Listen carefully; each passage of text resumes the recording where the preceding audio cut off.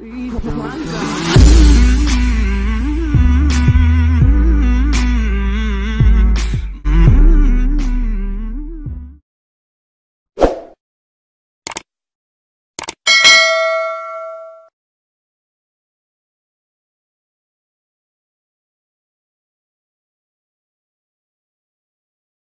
Asyhadu Asyhadu alla Allah ilaha ilaha illallah illallah wa asyhadu wa asyhadu anna anna Muhammadan Muhammadan Rasulullah. Rasulullah.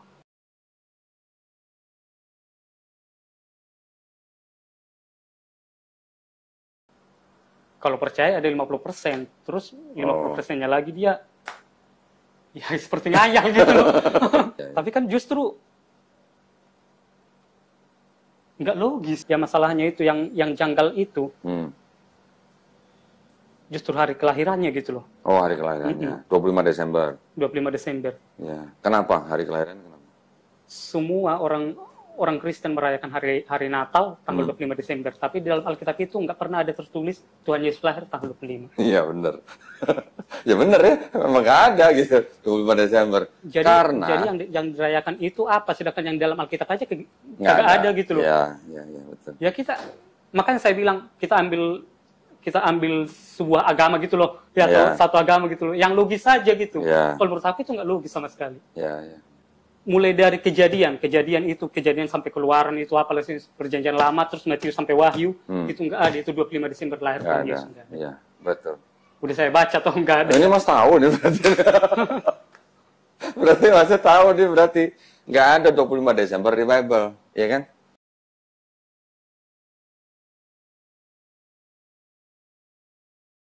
Ceritanya agak panjang, Mas. Kenapa kok 25 Desember dipakai sebagai hari kelahiran Yesus? Ceritanya mungkin agak panjang.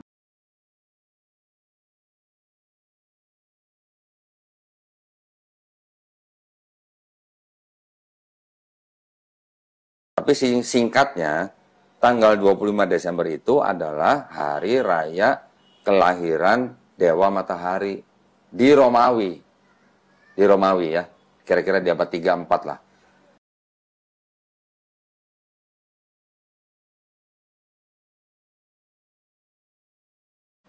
Itu akhirnya dipakai menjadi hari rayanya kelahiran Yesus karena pengaruh Kaisar Romawi.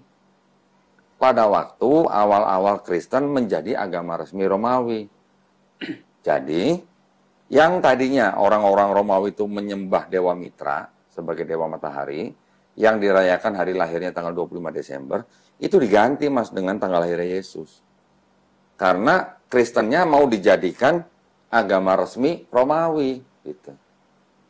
Makanya orang-orang Romawi yang tadinya kalau 25 Desember itu berpesta pora, merayakan hari lahirnya Dewa Mitra, diganti dengan Yesus. Berontak dong. Tapi Kaisar bilang, "Oh, nggak apa-apa, kamu masih tetap boleh pesta kok." Gitu. Ini cuman ganti aja, cuman ganti yang disembah gitu. Kalau tadinya Dewa Mitra, ini sekarang jadi Yesus gitu. Makanya kalau Mas April lihat foto-foto Yesus atau gambar Yesus, sering lihat nggak kalau di belakang Yesus kepalanya tuh ada lingkaran sinar? Ada di belakang. Ada, pernah lihat? Kebanyakan di Katolik, kalau di Protestan mungkin nggak banyak. Protestan juga ada sih. Ada juga, nah. Kenapa ada lingkaran seperti kayak lingkaran matahari di belakang kepala Yesus? Itulah di matahari itu. Gitu. ya kita juga sharing aja Mas gitu loh. Iya. Saya juga biar tahu juga gitu. Iya.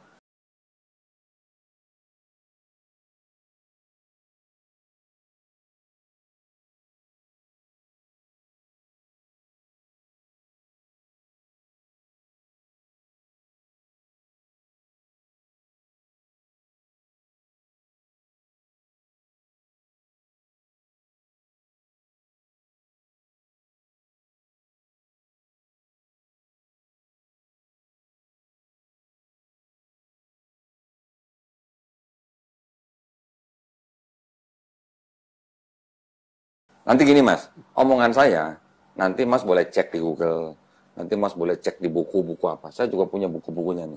Semuanya ada di sini. Jadi saya ngomong ini berdasarkan apa yang ada di buku gitu. Ya. Jadi kalau kita melihat kenapa Yesus di belakang ada kayak lingkaran sinar, yaitu menunjukkan bahwa itulah penggantinya Dewa Mitra. Kalau yang tadinya dewa matahari, ini disebutnya sebagai anak Tuhan. Gitu. Nah, orang Romawi, orang Yunani, itu kan memang mereka sudah terbiasa dengan menyembah dewa-dewa. Ya kan Mas ya? Di dalam Yunani juga ada tuh yang namanya dewa paling tinggi, namanya siapa? Dewa Zeus namanya. Dewa Zeus menghamili perempuan muda bernama Danae dalam bentuk hujan emas. Akhirnya perempuan ini punya anak namanya Perseus gitu. Jadi Perseus ini 50% manusia, 50% dewa gitu. Yesus di abad keempat, di abad kelima, ya, di Konsili Kalsedon tahun 451 Masehi, ditetapkan Yesus punya sifat 100% manusia, 100% Tuhan. Jadi bedanya Yesus sama Perseus apa? Hampir sama kan? Kenapa? Kok bisa mirip-mirip gitu? Ada Perseus, ada Yesus. Belum lagi nanti ada Hercules gitu. Nah, sedangkan agama Kristen ini pada abad itu, abad keempat, itu sedang mau dijadikan agama resminya bangsa Romawi. Jadi, Kaisar Konstantin waktu itu ingin menjadikan atau ingin mengkristenkan orang-orang pagan yang ada di Romawi. Tetapi yang terjadi adalah apa? Konsepnya akhirnya bercampur gitu. Konsep pagan dengan konsep Kristen gitu. Jadi makanya di dalam Kristen sekarang banyak sekali ritual-ritual atau bahkan ibadah mereka itu banyak sekali dipengaruhi oleh budaya pagan. Contoh misalnya Mas, setiap bulan dulu perjamuan kudus kan, dikasih apa? Daging, roti tapi daging. Roti dan anggur, ya kan? Lambang daripada darah dan tubuh Kristus. Yesus. Dibilangnya apa? Ingatlah akan aku, gitu kan? Barang siapa makan tubuh dan minum darahku, dia akan beroleh hidup yang kekal. Kan gitu kan? Yohanes 6 ayat 51 sampai 54. Di Mesir udah ada tuh Mas, ribuan tahun sebelumnya. Dewa Osiris. Tubuh dan darah Dewa Osiris dilambangkan dengan roti dan anggur. Barang siapa makan tubuh dan darah Osiris, yang dilambangkan dengan roti dan anggur, akan peroleh hidup yang kekal. Oh mirip ya? Asyhadu Allah ilaha illallah wa asyhadu anna Muhammadan Rasulullah.